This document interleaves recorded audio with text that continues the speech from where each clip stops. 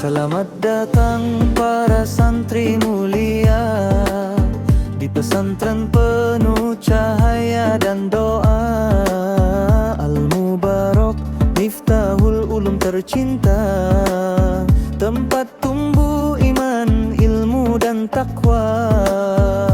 Langkah kecil membawa harapan, menjemput ilmu sepanjang zaman, menata akhlak, memperkuat iman, meraih ridha Allah Tuhan sekalian alam.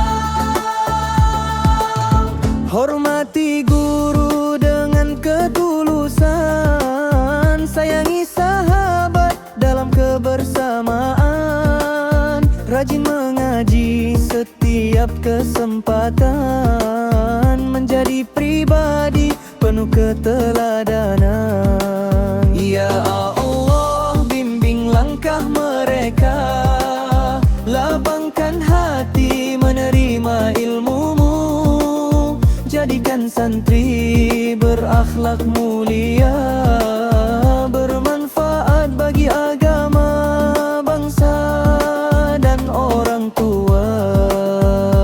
Teruslah melangkah penuh semangat, gapailah cita dengan penuh hikmat. Selamat datang santri Al-Mubarak tercinta, semoga Allah memberkahi setiap langkah kita. Langkah kecil membawa harapan, menjemput ilmu sepanjang zaman, menata akhlak, memperkuat iman, meraih ridha Allah Tuhan sekalian alam.